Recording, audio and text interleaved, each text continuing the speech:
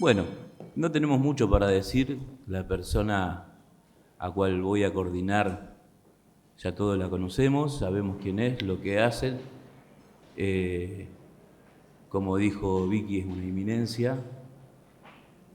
No tengo mucho más para decir. Lo precede su actividad en todo lo que es el derecho animal.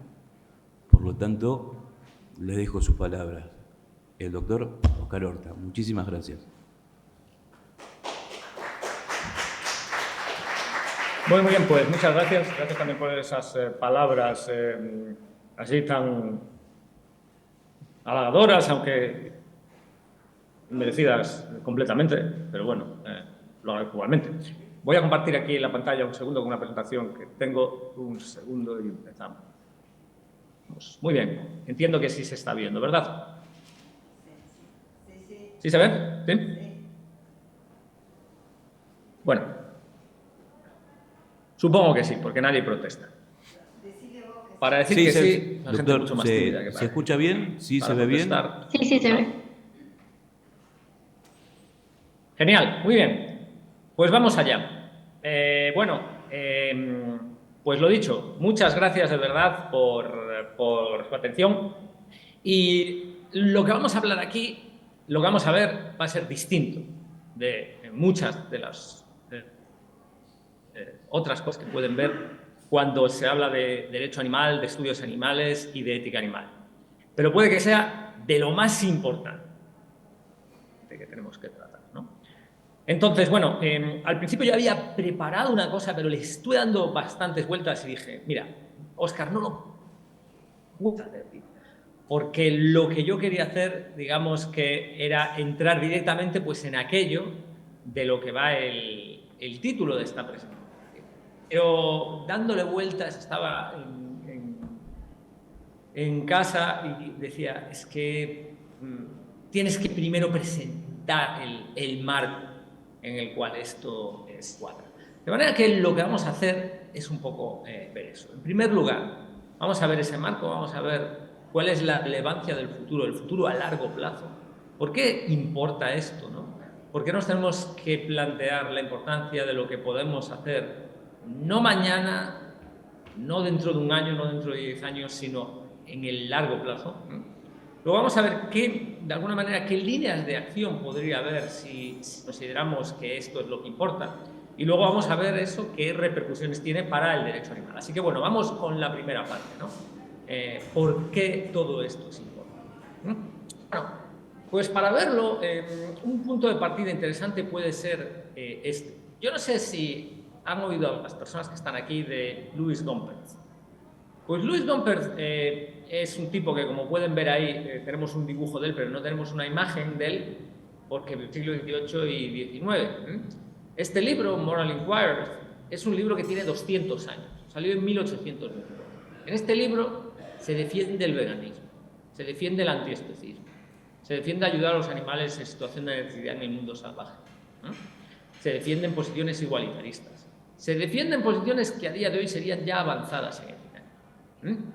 ¿Qué es lo que pasa? Bueno, lo que sucede es que a día de hoy no conocemos el trabajo de Louis Gompertz. Bueno, no todo el mundo lo conoce, debido a que es muy complicado poder tener un impacto en el largo plazo.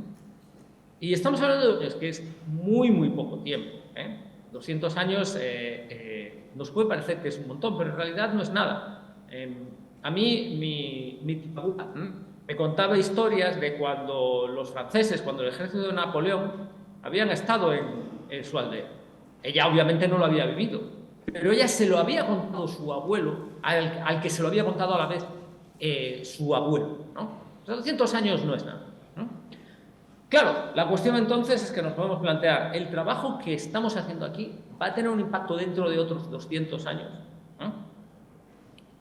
¿O con posterioridad? En relación a esto es interesante tener en cuenta que ya existía un movimiento de defensa de los animales, bueno, no hace 200 años, hace 200 años fue uno de sus primeros creadores, Louis Gompertz, pero no hace tanto tiempo. Por ejemplo, hace poco más de 100 años, ¿no? A principios del siglo XX, existía ya un movimiento de defensa de los animales. ¿Y en qué se centraba? Pues en causas igual como esta, en la defensa de los animales empleados en la experimentación, ¿no? Bueno, hace 100 años, toda una serie de sociedades, entre ellas, por ejemplo, el Reino Unido, de la cual es esta imagen, ya estaban industrializadas, ¿no?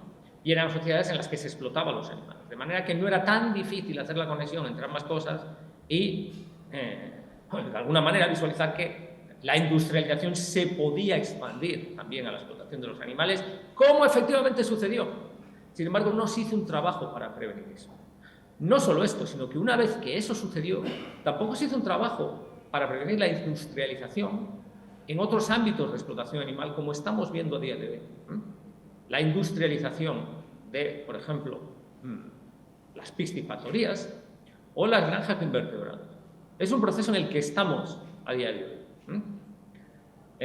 Y no solo es que estemos en el sentido, cuando digo estemos, no quiero decir que a día de hoy se haya llegado, digamos, al punto final en este proceso, sino que me refiero a que continúa.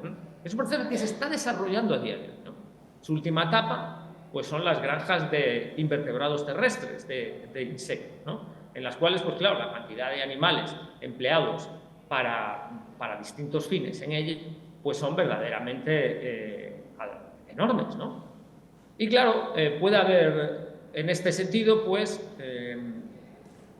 reacciones que digan, bueno, pero ¿qué más nos dan los insectos? Pero bueno, a día de hoy tenemos evidencias bastante sólidas para considerar que los animales sintientes no son solo aquellos que nos gustan más, que nos parecen más atractivos, que se parecen más a los seres humanos, sino que también un gran número de invertebrados tienen sistemas nerviosos con un cierto nivel de centralización, tienen conductas complejas, incluidos estos que nos pueden resultar menos bonitos, ¿no? Bueno, entonces la pregunta aquí es, ¿sabemos ya lo que ha sucedido hasta el momento, lo que está sucediendo a día de hoy? ¿Qué es lo que va a suceder en el futuro? Pues no lo sabemos, es una incógnita. Ahora bien, lo que no estamos haciendo es investigar nada sobre ello y lo que sobre todo no estamos haciendo es preocuparnos por el impacto que podemos tener en lo que pasa, ¿no? Esto sucede así en el caso de los animales utilizados como recursos para la obtención de fin, como pueden ser servicios o bienes de origen animal. También sucede en el caso de el desarrollo de futuras formas en las que los animales pueden ser dañados que a día de hoy no conocemos, ¿no? Por ejemplo, mediante los desarrollos en la biología sintética y, por ejemplo, en el uso de técnicas de alteración genética, podemos crear nuevos animales, ¿no? Que puedan sufrir considerablemente y que puedan ser usados de maneras lesivas para ellos, ¿no? Aquí tenemos un ejemplo con estos dos pollitos, uno de los cuales pues, ha tenido su material genético alterado para tener la propia especie, ¿no? Y algo semejante puede suceder si de lo que hablamos es del sufrimiento de los animales salvajes. A día de hoy en todo el mundo existen múltiples iniciativas para ayudar a animales como estos, como pueden ser rescates de animales, como pueden ser centros de asistencia a animales, ¿no? Incluso hay planes de vacunación de animales salvajes, ¿no?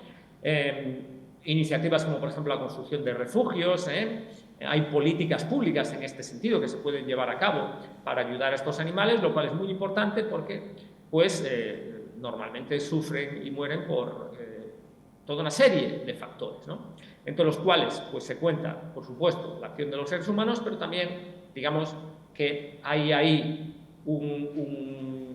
una convergencia entre la acción humana y otros factores naturales como pueden ser eventos climáticos hostiles, falta de comida, de agua, enfermedades, parasitismo, conflictos, accidentes, etcétera, que hacen que la vida de estos animales pues, no sea idílica, sino que sufran de múltiples maneras, ¿no? De hecho, pues, algunas estimativas llevan a concluir que un gran número de animales, quizás la mayoría, pues, de estos animales puedan tener vidas en las que predomine el sufrimiento, ¿no?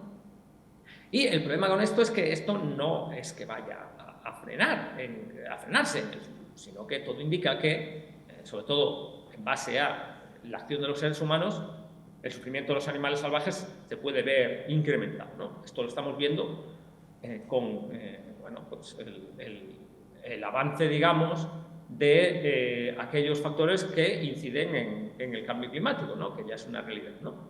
No solo eso, sino que de nuevo pueden darse situaciones que parecerían de ciencia ficción si no fuese porque la hemeroteca nos recuerda que son reales, ¿no? Como puede ser lo que nos muestra esta noticia, ¿no? Publicada en Nature, en la que pues, se nos habla de los invertebrados que murieron en una misión israelí hacia la Luna, que terminó en un fracaso porque la nave se estrelló y portaba pues, invertebrados para realizar experimentos con ellos, ¿no? Entonces, no solo los animales son dañados en nuestro planeta, sino que en el futuro pueden ser dañados también en nuevos lugares.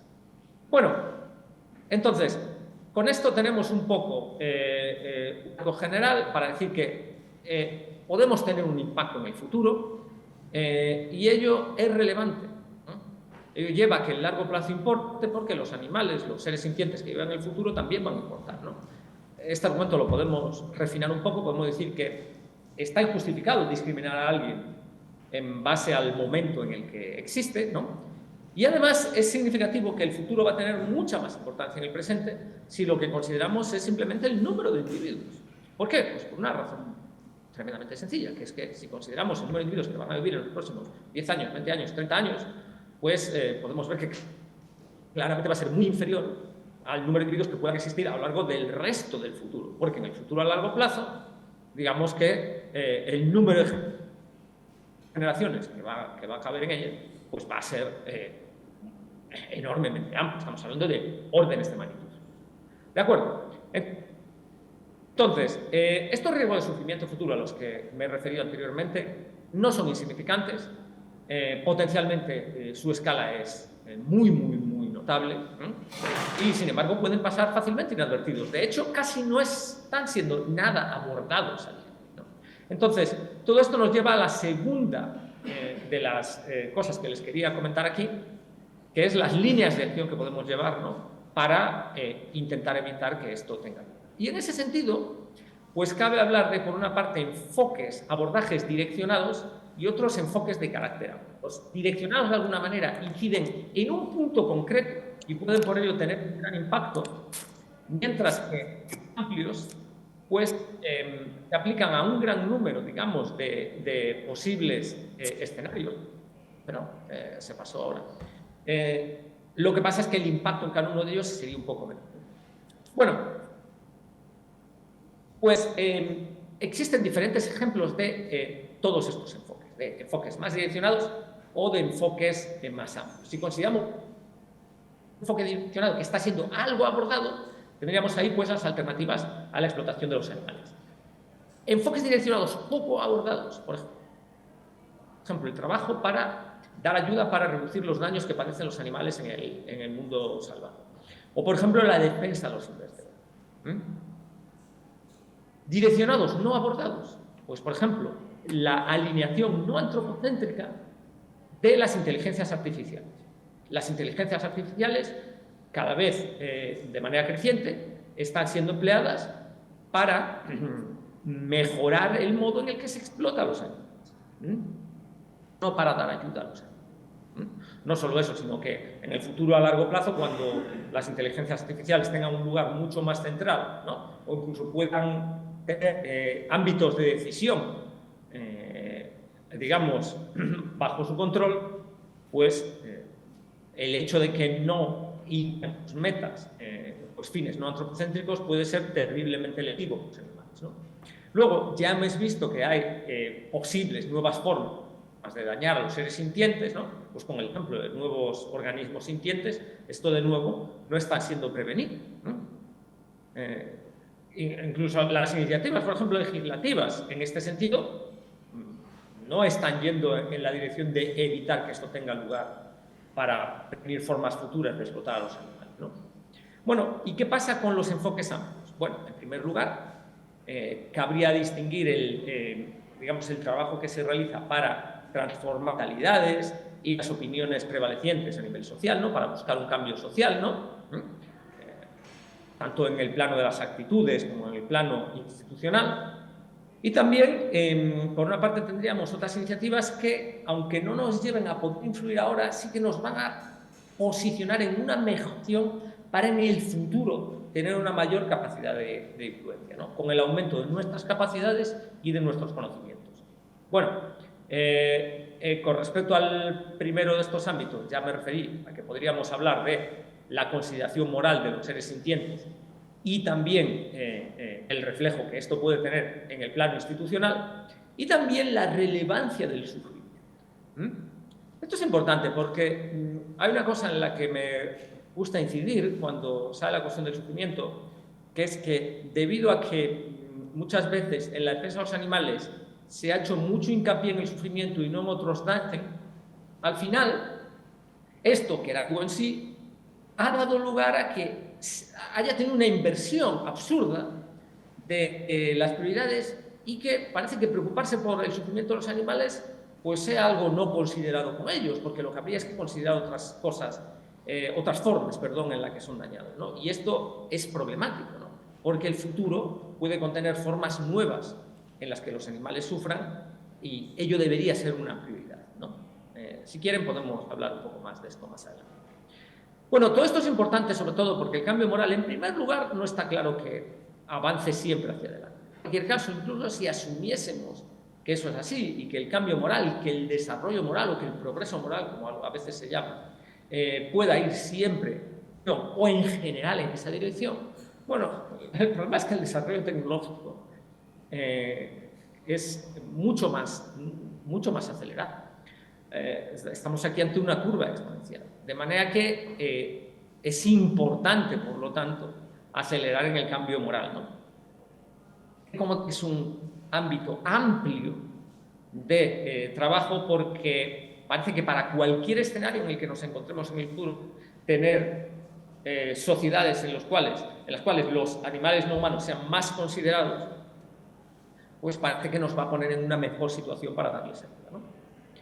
Bueno, luego también, por otra parte, otra línea de acción diferente, por lo que pasaría es por difundir un pensamiento más considerado con el largo plazo, ¿no? Tener en cuenta que hemos de considerar también el impacto que podemos tener no en el presente inmediato, ¿no?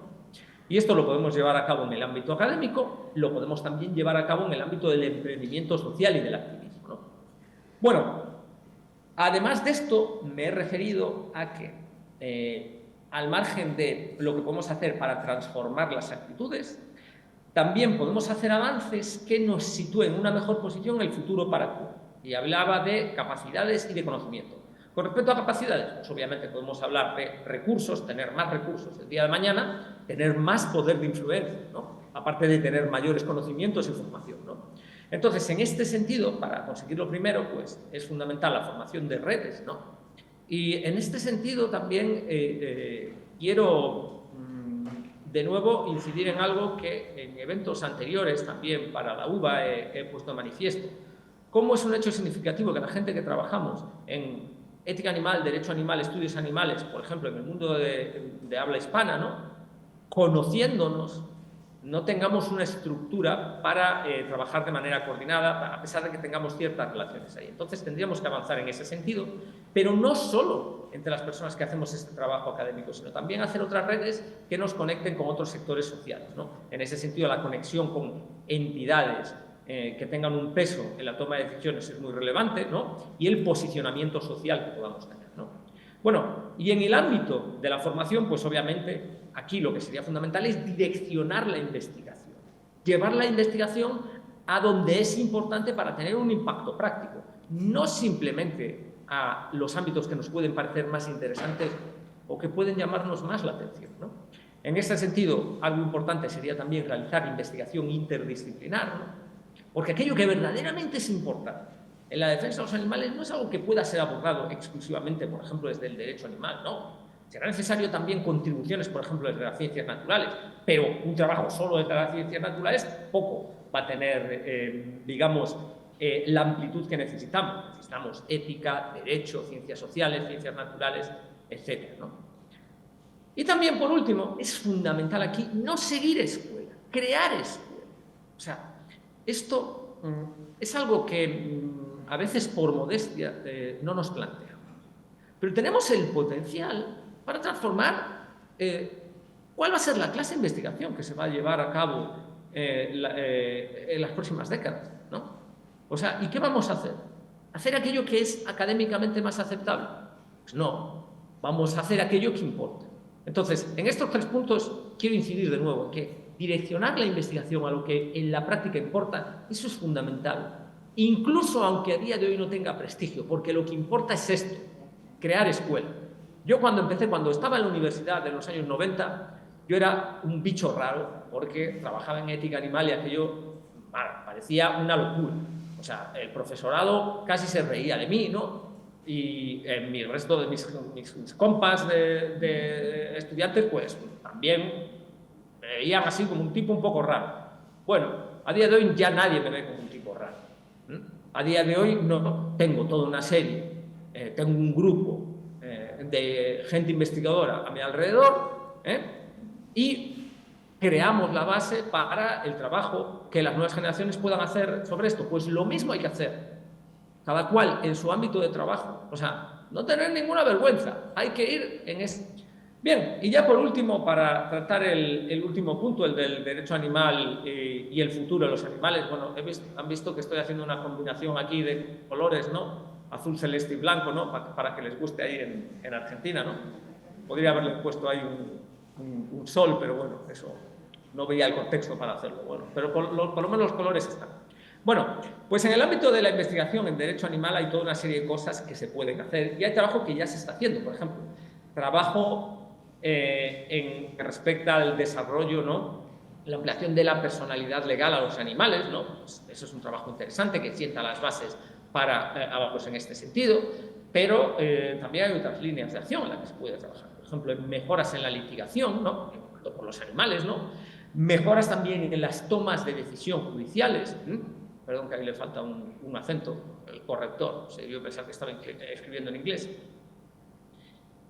Y hay también líneas de acción en las que igual no se trabaja tanto y que también podrían ser especialmente interesantes. Por ejemplo, el diseño institucional. El diseño institucional para incorporar la consideración de los intereses de quienes no pertenecen a la especie humana, ¿no? Por ejemplo, en los mecanismos de toma de decisión, ¿no? En ese sentido, algo especialmente interesante sería el trabajo para evaluar cómo se podrían representar los intereses de los animales en plano legislativo, ¿no? Este es un trabajo que quedaría un poco en la intersección entre la investigación en filosofía política y el derecho animal, pero que podría ser especialmente interesante, ¿no? Y luego, sobre todo, quizás lo más relevante, los cambios prometedores en la legislación para el futuro. Esto es lo más importante, esto es el eje. A pesar de que no lo voy a desarrollar porque no tengo aquí tiempo, porque he estado hablando de otras cosas, pero esto sería casi el eje de la cuestión. Y es por lo siguiente. Yo veo gente que trabaja en el ámbito del derecho animal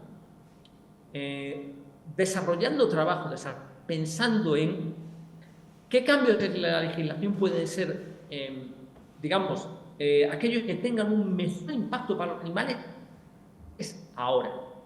Esto yo creo que es un error. Hay que pensar en los cambios que pueden ser mejores para los animales, no hoy, ni mañana, ni pasado mañana, sino después. Ver cuáles son las tendencias sociales, ver hacia dónde vamos e intentar evitar a dónde vamos, allí, intentar evitar que se den situaciones que sean dañinas para los animales, utilizando las herramientas que tenemos a nuestra disposición. Por ejemplo, antes hablé del desarrollo de la explotación de invertebrados. Lo cierto es que a día de hoy no hay mucha oposición. ¿Por qué no se trabaja en esa vida? Incluso aunque parezca raro. Les puse el ejemplo en la diapositiva, donde se mencionaba, ¿no? esta misión espacial que llevaba animales, ¿no? fuera de la biosfera terrestre. ¿No sería posible, por ejemplo, introducir legislación en ese sentido que evitase eso? ¿Quién se iba a oponer a ello? Pues a día de hoy no es una práctica generalizada. La oposición sería más o menos reducida. ¿Qué es lo que pasa? Que nadie va a querer hacer esto a día de hoy, o nadie parece querer hacer esto a día de hoy, porque dirán, esto es una pérdida de tiempo, si esto no beneficia a ningún animal, ¿no? Bueno, quizás estos no sean mejores ejemplos, pero quizás haya otros ejemplos. Yo lo que quiero es que se investigue para identificar qué ejemplos puede haber, ¿no? No tengo ningún problema en que me diga, mira, Óscar, estos ejemplos que estás diciendo no tienen ningún sentido. perfecto, pero tiene que haber otro que sí verdaderamente que sean los que cuenten. Pues por ahí es por donde tendríamos que ir, ¿no? Bueno, entonces, en ese sentido, insisto, hay que considerar el impacto venidero, no el presente, eso es lo fundamental. Hay que identificar las tendencias. No se trata de que tengamos que adivinar con una bola mágica cómo va a ser el futuro, ver las tendencias que llevan ahí y aprovechar, insisto, la falta de oposición. Porque lo fundamental es eso, que es que podemos estar perdiendo oportunidades donde no habría resistencia para introducir cambios que puedan ayudar mucho a los animales el día de mañana, pero si esperamos a mañana sí que nos vamos a encontrar con esa resistencia. Esto es especialmente importante en el caso de los animales más numerosos y menos ayudados, que son los acuáticos y los invertebrados. También el diseño genético de animales debe ser una preocupación, ¿no? Y como ya antes dije, pues los animales quizás en nuevos lugares, en nuevos espacios. Eso también nos tiene que preocupar, ¿no? Y por último, como ya indiqué también en su momento, muy relevante también investigar cómo la inteligencia artificial aplicada de formas dañinas para los animales podemos encontrar ahí también una oportunidad para prevenir futuros daños para estos. Bueno, por último tendríamos lo que sería investigación de segundo orden, que lo que tendría como objeto sería simplemente identificar, intentar detectar qué enfoques direccionados prometedores existen y no están siendo, digamos, a día de hoy transitados, ¿no? Identificar también proyectos amplios, ¿no? Incluidos proyectos de investigación. Y luego, en última instancia también, trabajar más sobre cuáles pueden ser nuestras prioridades a largo plazo. Lo que yo hice, no en esta última sección, sino en la sección anterior, ¿no? A la hora de identificar, pues, cómo podríamos influir en el largo plazo, pues, hacer más estudios sobre esto. Así que, bueno, eso es lo que les quería contar, un resumen de las cosas más importantes. Tenemos que invertir esfuerzo en la formación de redes, en el posicionamiento, en direccionar la investigación, en crear escuela, en fin, fomentar el pensamiento a largo plazo, trabajar en la representación de los animales en el plano legislativo y buscar cambios prometedores en la legislación para el futuro. Y ya dije, sobre todo, puse estos ejemplos, ¿no?, de estos ámbitos en los cuales puede ser especialmente importante, ¿no? Pero quizás hay otros ámbitos que yo no he sido capaz de identificar, ¿no? Quizás una parte muy importante de lo que yo haya dicho aquí, especialmente los ejemplos, los casos concretos, estén equivocados. Bueno, eso no es lo que importa. Lo que importa es que aprendamos a tener en cuenta la importancia que tienen, la relevancia que pueden tener, ¿no? Digamos, esas consideraciones fundamentales a las que apelé al inicio, ¿no? Aquellas que determinan que el futuro a largo plazo verdaderamente tenga tanto impacto en potencia.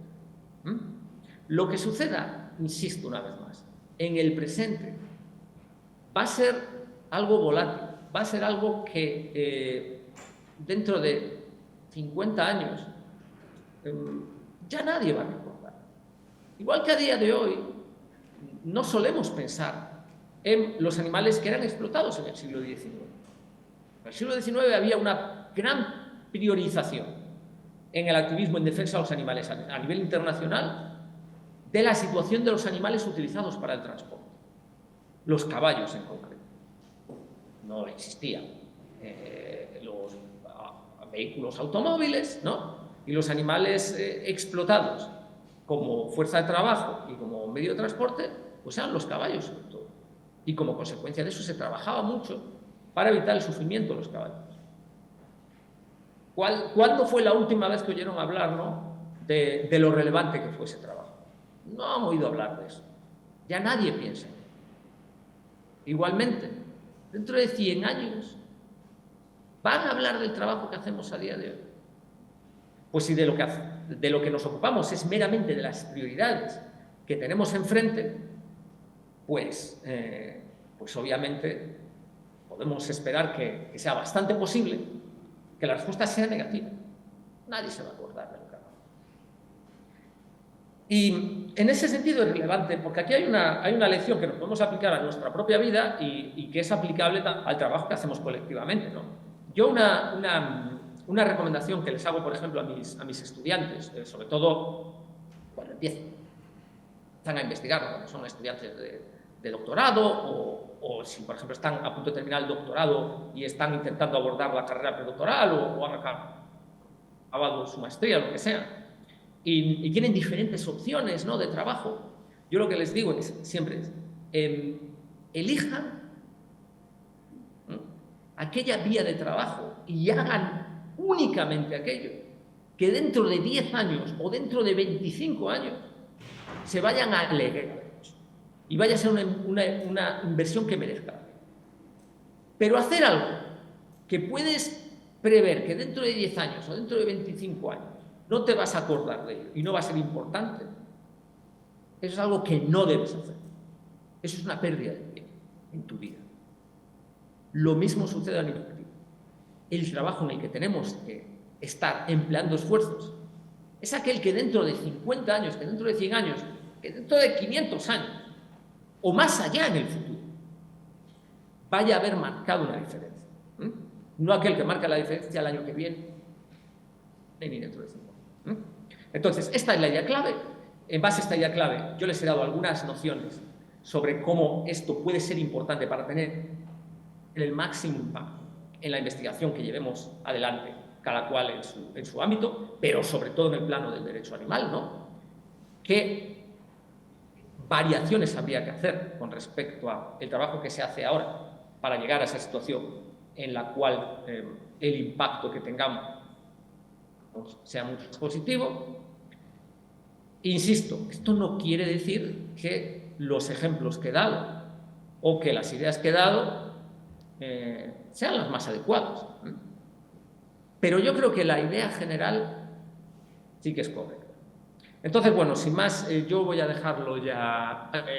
Disculpen porque mi presentación ha sido muy rápida, pero bueno, quería contarles estas cosas y que ahora además tenemos al tiempo para poder charlar, para oír las objeciones, las críticas, los comentarios, las preguntas que tengan. Para que aquí lo dejo. Muchas gracias por su atención y cualquier que tengan, vamos con ello. Óscar.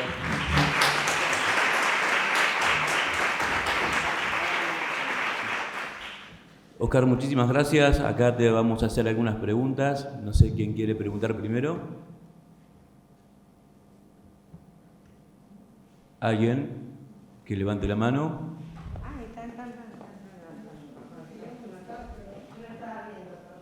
No quería molestar, pero quería hacer una pregunta. Bueno, ¿qué tal? Mi nombre es Romina Cabrera, soy profesora justamente en el área de inteligencia artificial y derechos humanos. Bueno, tengo un cargo en Londres honorífico que manejo desde Buenos Aires, pero no hay problema. Mi pregunta principal, aparte de felicitarte porque ha sido una ponencia impresionante, estamos aprendiendo, compartiendo entre todos, realmente me ha maravillado. Yo he visitado muchísimas veces España, así que realmente creo que me nutre muchísimo esta magnífica presentación. Mi pregunta concreta es, ¿no?, con los avances tecnológicos, ¿tú crees que el hombre puede seguir siendo el centro del proceso, que es el objetivo de la comunidad académica y de los valores en general?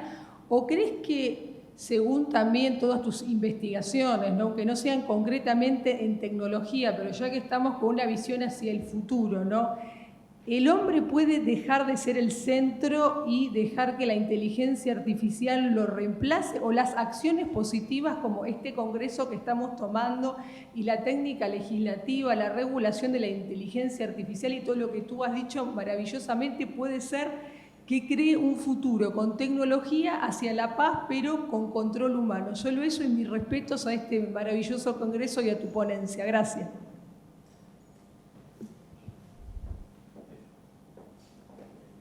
Bueno, muy bien. Oye, muchas gracias de verdad por tus palabras excesivamente amables. Yo creo que no las merezco, pero bueno, igualmente yo te lo agradezco un montón. Y con respecto a tu pregunta, yo creo que tienes razón. A ver, también tengo que decir una cosa. Dado que mi presentación soy consciente de que he presentado muchas ideas nuevas, pues he intentado limitarme a la hora de presentar más cosas nuevas. Y entonces no he dicho todo lo que pensaba.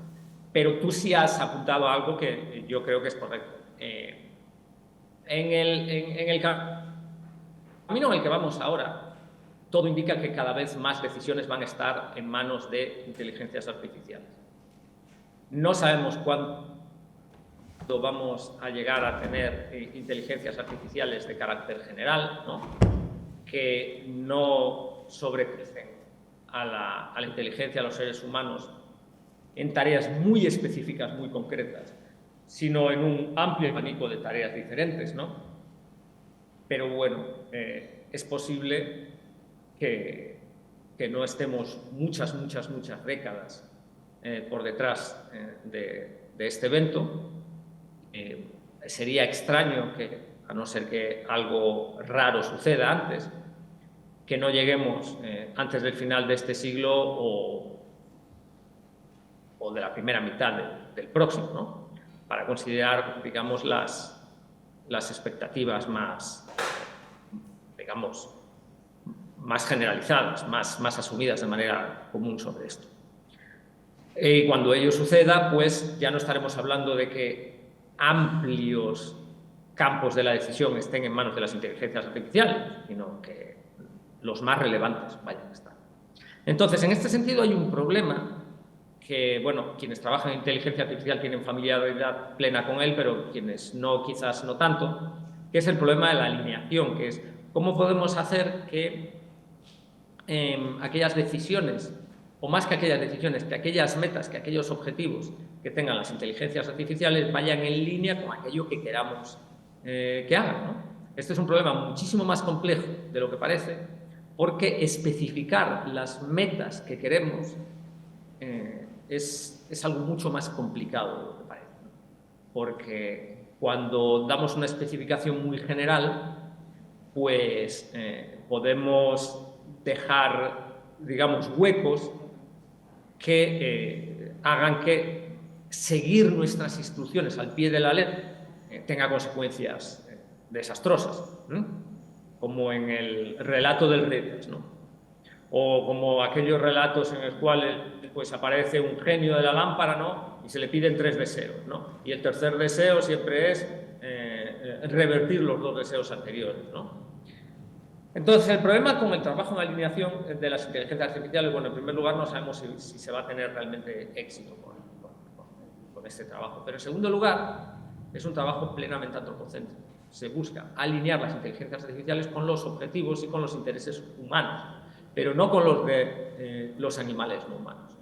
Entonces, lo que puede suceder es que los especistas del futuro sean los sistemas de inteligencia artificial, porque sean los que toman decisiones relevantes que afectan a los animales y tengan unas metas antropocéntricas, porque los seres humanos las han programado para tener esas metas antropocéntricas, ¿no?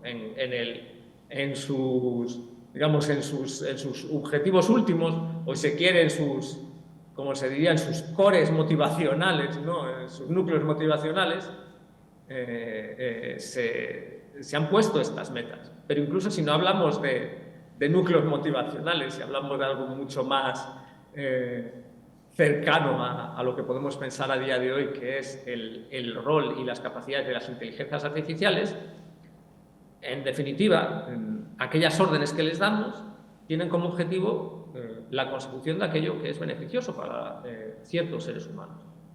Entonces, esto es un problema y esto hace que el cuestionamiento del especismo y la transformación de las mentalidades con respecto a la consideración moral de los animales sea una tarea a día de hoy mucho más importante de lo que le fue en cualquier momento, porque ahora estamos en un momento especialmente relevante precisamente por causa del desarrollo de las inteligencias artificiales. Bueno, podría hablar sobre esto un montón más, pero bueno, no quiero dejar sin tiempo para preguntas, no quiero ocupar todo el espacio con esto, así que bueno, creo que lo dejaría ahí. Muchas gracias, Oscar. ¿Alguien más para preguntar? Muchas Allá. gracias. Voy para... Al fondo, a la derecha.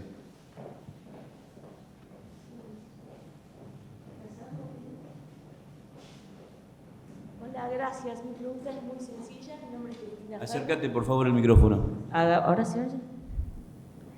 Es muy sencilla. Yo creo que no hay nada más antropocéntrico que la inteligencia artificial, justamente porque está manejada y dirigida por el hombre.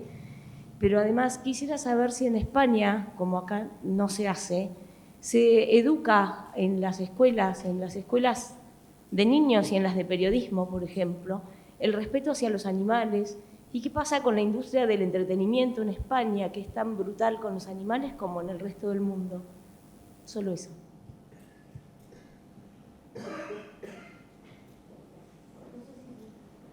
Oscar,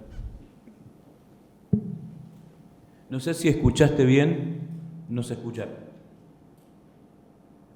Perdón, sí, perdí la segunda pregunta. Escuché una primera pregunta, pero luego había otra. Ahora se lo alcanzo para que te dé la segunda. Sí, quería saber si en España, como acá, que tampoco se hace, pero si en España hay algún plan en los estudios, en las escuelas, para los niños y para el periodismo, y qué pasa con la brutalidad de la industria del entretenimiento, tanto en España como en Argentina, que no se hace nada por los animales.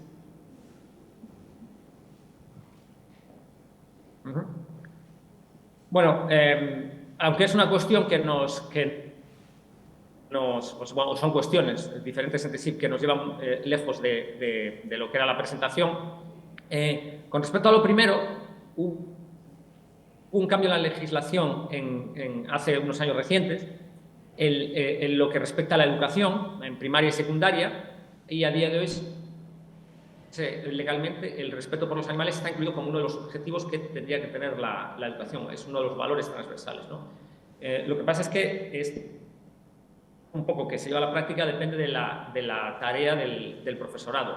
En ese sentido, precisamente, pues la organización con la que yo trabajo, que es además de la universidad, ¿no?, que es la Fundación Ética Animal, junto con otras organizaciones, ¿no?, y también mi universidad, hicimos un proyecto para desarrollar esto, que les voy a poner el enlace en el chat, que se llama pues, Ética Animal en las aulas, donde hay recursos y proyectos para llevar esto a la práctica. Y de hecho pues hay una red de profesorado en la cual hay personas docentes, ¿no?, de muy distintos lugares, incluso también de Argentina y bueno, de México, de Colombia, ¿no? Entonces, bueno, pues esa es una vía de acción para trabajar en el ámbito de la educación en general. En el ámbito de las ciencias de la información, de nuevo, en el plano universitario depende un poco de la acción docente. En Cataluña, en la Universidad Pompeu Fabra, hay un grupo que trabaja desde una perspectiva antiespecista. También hay otras personas que están trabajando sobre esto en lugares como puede ser la Universidad del País Vasco, pero bueno, como no es mi ámbito en concreto, yo no conozco los detalles sobre eso.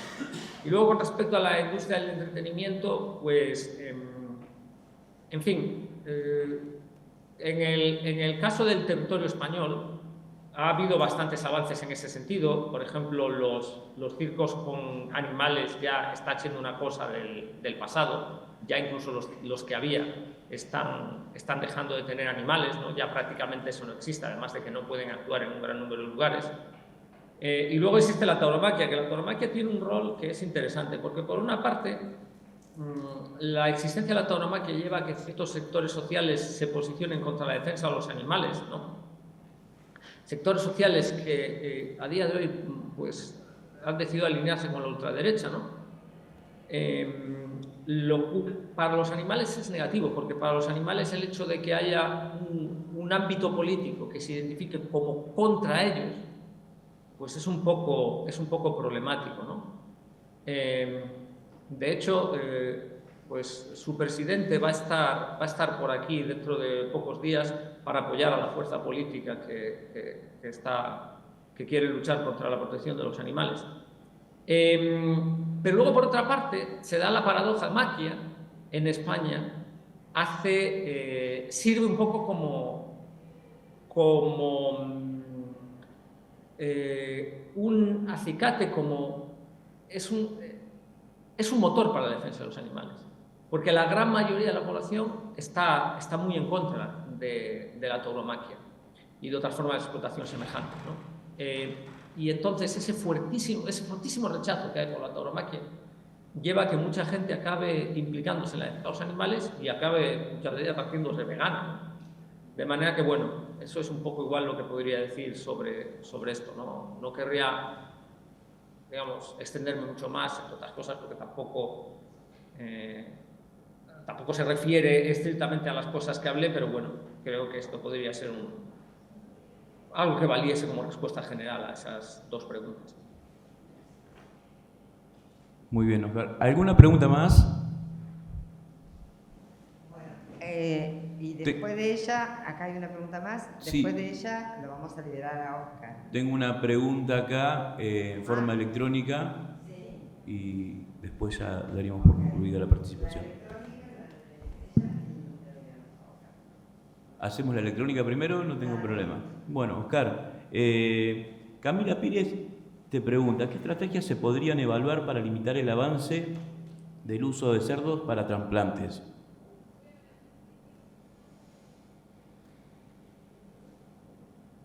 Bien, bueno, en primer lugar, yo creo que por una cuestión de priorización quizás no sea la mejor causa para trabajar, porque el uso de cerdos para trasplantes supone la muerte de un número bastante reducido de animales, ¿no? Entonces parece que tiene más sentido intentar trabajar para que no se maten a cerdos y otros animales en mayores números con otros fines, ¿no? Porque claro, si lo comparas con el uso de cerdo, pues, por ejemplo, para su consumo, sería trivial, ¿no? Y además es un tema un poco, pues bueno, controvertido, ¿no? Por otra parte, sí que es cierto que se podían plantear otras opciones, como por ejemplo fomentar, digamos, las donaciones de seres humanos a otros animales, ¿no? O como un cuestionamiento general, ¿no?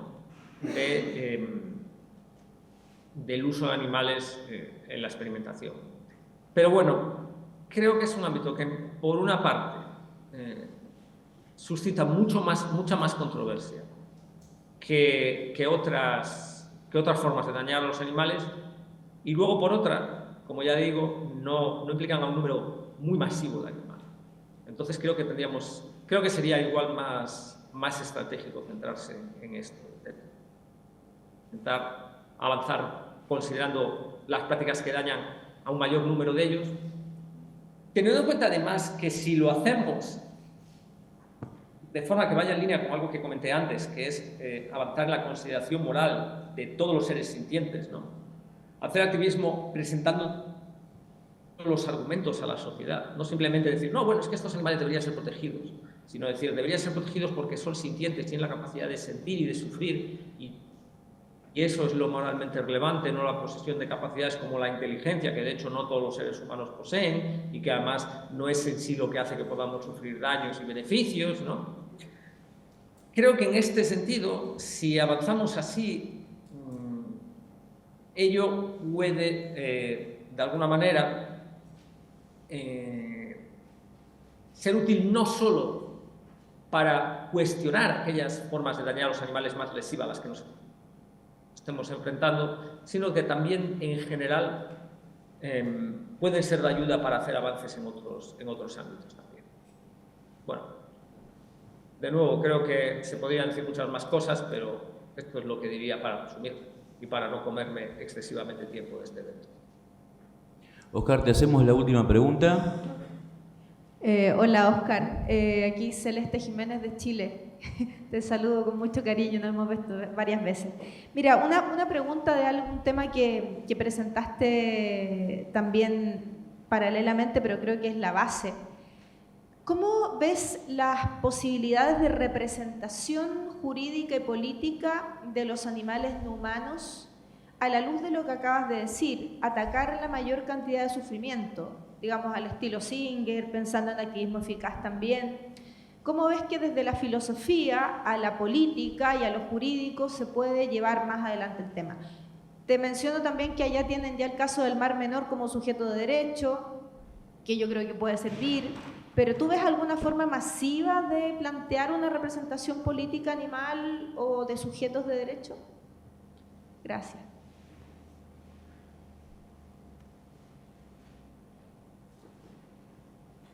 Muy bien. Bueno, pues vamos a ver. Realmente ahí hay varias picadas que son diferentes. Una de ellas es trabajar, por ejemplo, para intentar hacer avanzar la noción de la personalidad jurídica de los animales, pero incluso sin echar mano de este concepto, se puede trabajar para hacer trabajo para representar legalmente los intereses de los animales.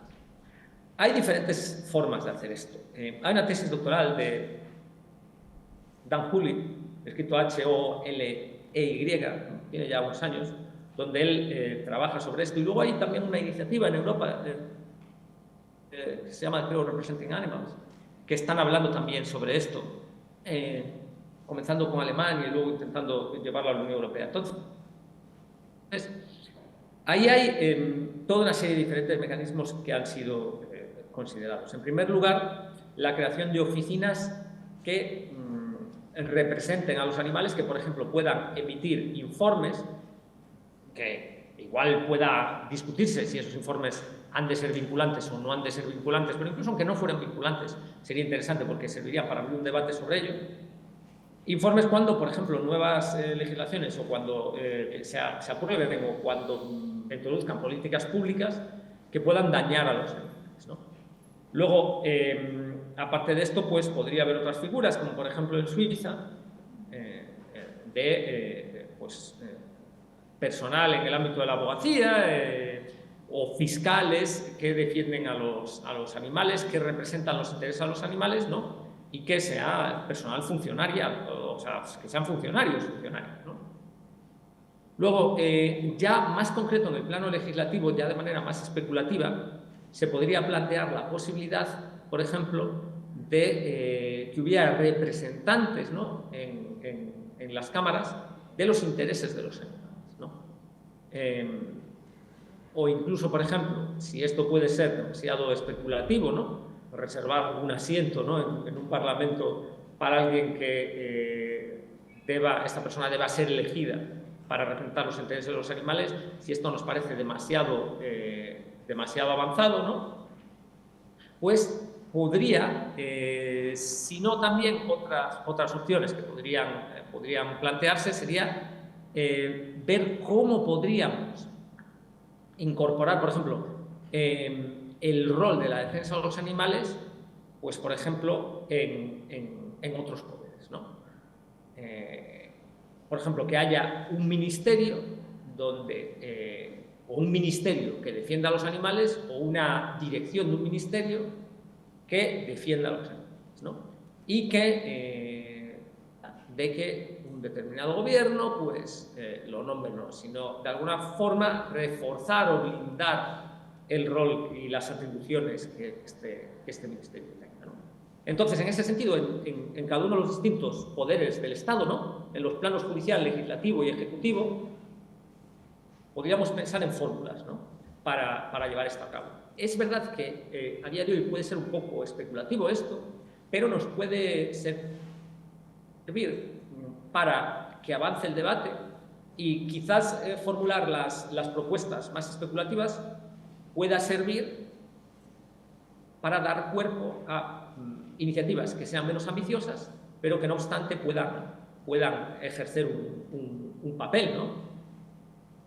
Y pensemos que, por ejemplo, en ciertos países sí que existen, por ejemplo, ciertas instituciones que lo que hacen es defender, por ejemplo, los intereses de las generaciones futuras humanas, ¿no?